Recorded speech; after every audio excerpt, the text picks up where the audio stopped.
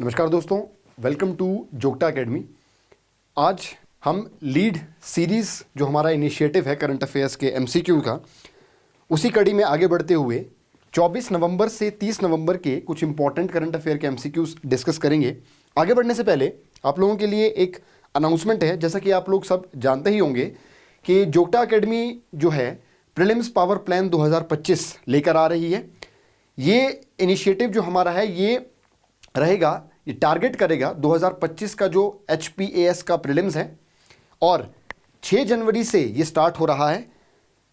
आप जल्द से जल्द अपने डेमोज बुक कर सकते हैं। कुछ क्लासेस आपको, डेमो क्लासेस जो हैं वो आपको फ्री में प्रोवाइड की जाएगी। लिखा हुआ है जैसे 5 डेज डेमो क्लासेस आपको फ्री में होंगी और जितनी भी यहाँ पर इंफॉर्मेशन है वो सारी आपको उपलब्ध करवा दी जाएंगी विद टाइम, जैसे ही आप इसमें एनरोल होते हैं। तो moving on to your first question, What is India's rank in climate change index 2025? तो देखिए, जो क्लाइमेट चेंज इंडेक्स है इसको जर्मन वॉच, एक संस्था है जर्मन वॉच और न्यू क्लाइमेट इंस्टीट्यूट, ये साथ में मिलकर इस इंडेक्स को निकालते हैं। और इस बार जो है 2025 के लिए जो निकला हुआ है, मतलब ये ऐसा होता है कि 2025 के लिए आपका है तो 24 में निकाला है, लेकिन 25 क्यों है? 25 क्यों? क्योंकि वो 25 के लिए कैसा तैयार है, क्या आपका अग्रसर है कि नहीं है। तो 2025 के लिए जो है भारत का रैंक जो उसमें बताया गया है 10th। ठीक है, 25 के लिए भारत का रैंक क्या है? 10th। पहले हमारा रैंक था 7th, अभी थोड़ा डाउनफॉल आया है, वो आपका है 10th। अब देखो इसमें होता क्या है, इस इंडेक्स में इसमें 4 इंडिकेटर्स होते हैं, 4 कैटेगरीज में और 14 इंडिकेटर्स इस इंडेक्स के हैं। जैसे कि 4 कैटेगरीज में अगर बात करूं, जो आपकी कार्बन एमिशंस है वो कितनी हो रही है, आप रिन्यूएबल एनर्जी बढ़ाने के लिए क्या स्टेप्स ले रहे हैं, इन सब कहीं ना कहीं इन सब इंडिकेटर्स पर या कैटेगरीज पर इनको आंका जाता है और उसमें भारत का स्थान है 10वां नंबर। अब ध्यान देना एक चीज कि फर्स्ट 3 स्पॉट्स जो हैं वो खाली हैं। ठीक है, मतलब किसी को भी वो स्पॉट नहीं दिए गए हैं। 4th स्पॉट दिया गया है डेनमार्क को। ये बड़ा इंपॉर्टेंट क्वेश्चन है कि पहले 3 खाली हैं। 4th स्पॉट डेनमार्क, इंडिया का रैंक 10th और टोटल जो है 63 कंट्रीज को प्लस 64th है यूरोपियन यूनियन, इसको आंका जाता है। तो टोटल 64 है, 63 देश प्लस 1 यूरोपियन यूनियन। ठीक है, next, who among the following became 104th full member of ISA? काफी न्यूज में चलता है ये। इंटरनेशनल सोलर अलायंस, अंतरराष्ट्रीय सौर संगठन, जिसका संगठन जो ये बना था, जिसका जो आपका स्थापना वर्ष है वो 2015 है और किसके इनिशिएटिव से? भारत और फ्रांस के इनिशिएटिव से ये बनाया गया है। ध्यान रखना, इसका हेडक्वार्टर जो है वो कहाँ है? वो गवाल पहाड़ी या फिर गुरुग्राम बोल दीजिए आप, ऊपर से गुरुग्राम, अंदर जाके आपका गवाल पहाड़ी में इसका हेडक्वार्टर आपको मिलेगा। 2015 में इसको बनाया गया है और अभी इसका 104th मेंबर कौन बना है? वो बना है आपका अर्मेनिया, जिसकी कैपिटल आपकी क्या है? येरेवान है। ये चीज आपने ध्यान रखना है। साथ में ही अजरबैजान भी इसके लगता है, लेकिन अर्मेनिया 104th बना है। और इंपॉर्टेंट चीज क्या है यहां पर कि इसके मेंबर्स 120 प्लस है, लेकिन फुल टाइम मेंबर का मतलब क्या है कि भाई they have ratified the thing. ठीक है, इस हिसाब से 104 मेंबर्स इसके भी फुल टाइम हो चुके हैं, ये चीज ध्यान रखना। Next, India's first constitution museum was set up in, Bharat का पहला संविधान संग्रहालय यह भी कहां बना है? ये जो है आपका सोनीपत में एक यूनिवर्सिटी है, OP जिंदल यूनिवर्सिटी।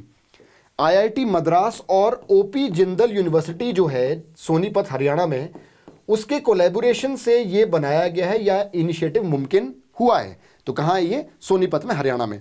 और इसमें होगा क्या? देखो, जो भी हमारे संविधान, जो भी उसका इतिहास है, कैसे वो बना है ना, 26 नवंबर 1949 को बनकर तैयार हो गया था।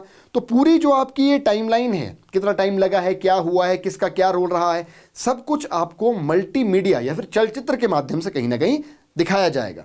इंपॉर्टेंट चीज यहां नोट डाउन करने वाली क्या है कि भाई वुमेन का कंट्रीब्यूशन जो है हमारे कॉन्स्टिट्यूशन में एंड फ्रीडम स्ट्रगल में, उसके लिए सेपरेट एनिमेशंस यहां पर उपलब्ध करवाई गई हैं। ठीक है, तो एक अच्छा एक्सपीरियंस अच्छे से कहीं ना कहीं उस संविधान को जानने के लिए चलचित्र के माध्यम से पूरा आपको यहां पर दर्शन करवाए जाएंगे, ठीक है।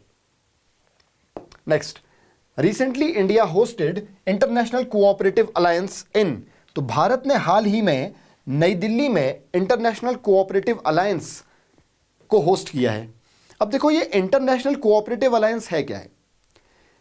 1895 में लंदन में इसकी स्थापना हो गई थी। ये one of the oldest NGO है वर्ल्ड में, non government organisation.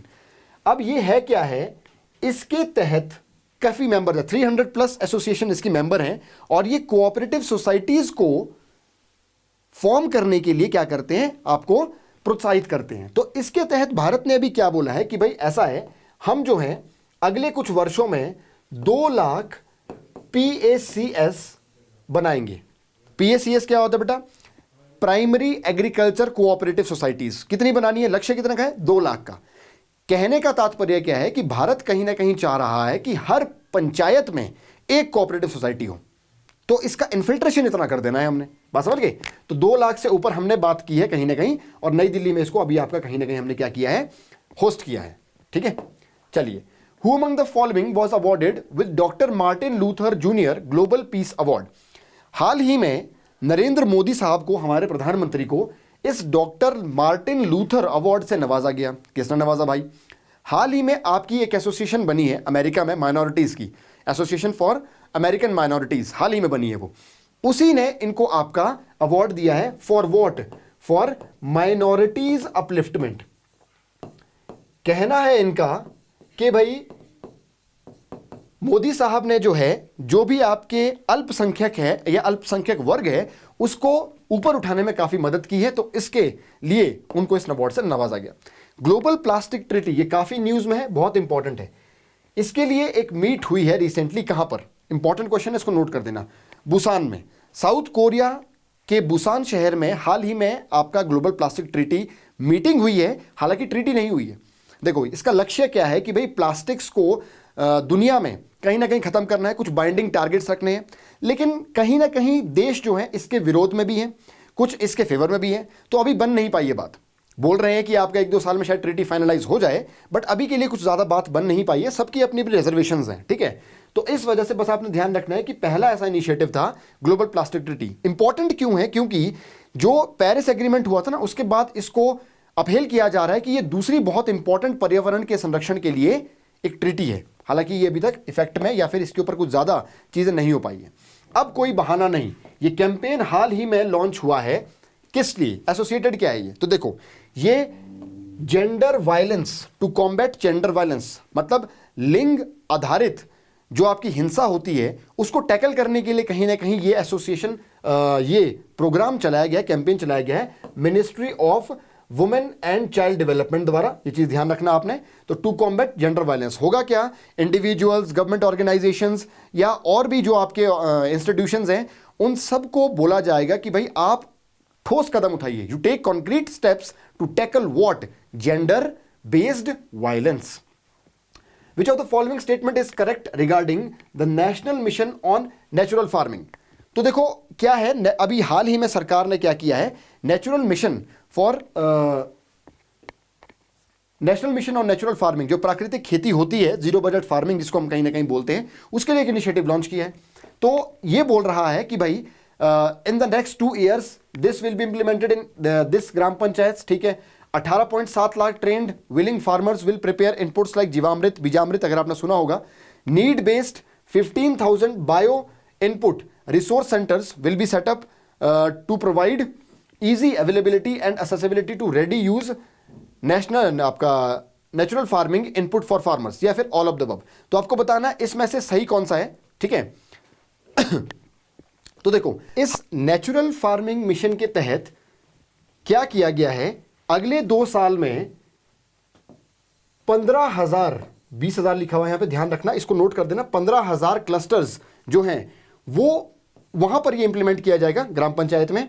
18.7 lakh trend, ये ठीक है, इतने आपके ट्रेंड किए जाएंगे फार्मर्स इस मिशन के तहत। और जो need based bio input resource centres हैं वो कितने बनाए जाएंगे, वो आपके बनाएंगे 10,000। ये भी गलत है, ठीक है। तो ये 10,000 बायो इनपुट रिसोर्स सेंटर्स होंगे, 15,000 क्लस्टर्स में ये आपका इंप्लीमेंट किया जाएगा और 18.75 लाख फार्मर्स को ट्रेन किया जाएगा। तो इसके हिसाब से दूसरी स्टेटमेंट हो गई है सही, वेरी इंपॉर्टेंट, इसको नोट कर देना। Next, India's first green hydrogen fuelling station was set up in, Bharat का पहला ग्रीन हाइड्रोजन फ्यूलिंग स्टेशन हाल ही में एनटीपीसी द्वारा इसको बनाया गया है, लेह में इसको आपका बनाया गया है। और होगा क्या कि यहां पर अब ग्रीन हाइड्रोजन से संचालित बसेस चलेंगी, ठीक है, तो बसेस चलेंगी, ग्रीन हाइड्रोजन उनका फ्यूल होगा। ये चीज ध्यान रखना, कहां पर है आपका इनॉग्रेट हुआ है ये, लेह में एनटीपीसी द्वारा। अब देखो यहां ध्यान रखना कि ग्रीन हाइड्रोजन क्या होती है, जब आप हाइड्रोजन प्रोड्यूस करते हो और उसका सोर्स जो है, सोर्स रीन्यूएबल एनर्जी या फिर रीन्यूएबल आपके एनर्जी सोर्स क्या है, रीन्यूएबल है, ठीक है, ये ध्यान रखना। दूसरा, ब्लैक हाइड्रोजन का मतलब क्या है कि कहीं ना कहीं आप कोयले से उसको उत्पादित कर रहे हो, सोर्स क्या है, कोयला है, ठीक है। वैसे ही पिंक, अगर आप nuclear energy as source use कर रहे हो तो फिर उसको बोलेंगे पिंक हाइड्रोजन। तो सोर्स पर डिपेंड करता है कि कैसी हाइड्रोजन आप प्रोड्यूस कर रहे हो, ये चीज ध्यान रखना। Next, come and install solar power projects recently launched by which state, तो हाल ही में एक आपका इनिशिएटिव हिमाचल प्रदेश सरकार ने लिया है कि भाई आइए और हमारे राज्य में क्या कीजिए, सोलर पावर प्लांट्स लगाइए। तो सबको, ये यूथ और जो एंटरप्रेन्योर्स हैं उनके लिए आपका इन्विटेशन है, ओपन इन्विटेशन है, कोई भी आके लगाओ। लक्ष्य क्या रखा है कि भाई हमने 300 मेगावाट जो है ना वो सोलर प्रोजेक्ट्स लगाने हैं प्राइवेट में, 62 मेगावाट हो चुका है इसके तहत, और बाकी जो है वो आपका प्राइवेट प्लेयर्स को बोल रहे हैं कि भाई आइए और यहां पर इंस्टॉल कीजिए सोलर प्रोजेक्ट्स। बीमा, दिस इज नॉट भीमा, बीमा सखी योजना रिसेंटली सीन इन न्यूज वो लॉन्च फ्रॉम विच प्लेस, तो हाल ही में बीमा सखी योजना जो है वो पानीपत हरियाणा से लॉन्च की है प्राइम मिनिस्टर मोदी ने। दिस इज वेरी इंपॉर्टेंट, क्यों, नमो ड्रोन दीदी योजना सुनी होगी तुमने, है ना, आपकी बहुत सारी वुमेन एम्पावरमेंट के लिए कुछ स्कीम्स निकाल रहे हैं, है ना, पशु सखी, ऐसी योजनाएं हैं बहुत सारी। तो बीमा सखी का मतलब क्या है बेटा, देखो कि होगा क्या, 18 से 70 साल की जो आयु की महिलाएं हैं वो एलिजिबल हैं, 10th पास होना चाहिए, और उनको क्या है, ये स्कीम LIC इंप्लीमेंट कर रहा है, ध्यान रखना। होगा क्या कि उनको क्या बनाना है, बीमा सखी बनाना है, मतलब उनको ट्रेनिंग देनी है, प्रशिक्षण देना है, और अगले 1 साल 2 साल 3 साल तक उनको क्या होगा, इस ट्रेनिंग का स्टाइपेंड मिलेगा। पहली साल उनको 7,000 प्रति माह दिया जाएगा, अगले साल उनको 6,000 प्रति माह, उससे अगले साल 5,000 प्रति माह स्टाइपेंड के रूप पर दिया जाएगा। जैसे ही वो ये सब आपका 3 साल का प्रोग्राम खत्म, उसके बाद LIC एक टेस्ट कंडक्ट करवाएगा, टेस्ट में अगर वो पास हो जाती है तो उनको आपका LIC एजेंट नियुक्त कर दिया जाएगा। तो महिला सशक्तिकरण के लिए एक इंपॉर्टेंट कदम सरकार ने उठाया है, ध्यान रखना, बीमा सखी योजना। कहां से आया है आपका, ये कहां से लॉन्च किया, ये पानीपत हरियाणा से, ठीक है। तो आशा करता हूं कि आपको ये सेशन अच्छा लगा होगा। अगर आपको ये सेशन इंफॉर्मेटिव लगा होगा तो अपने दोस्तों के साथ भी इसको जरूर शेयर कीजिए, and please do like and comment. Thank you.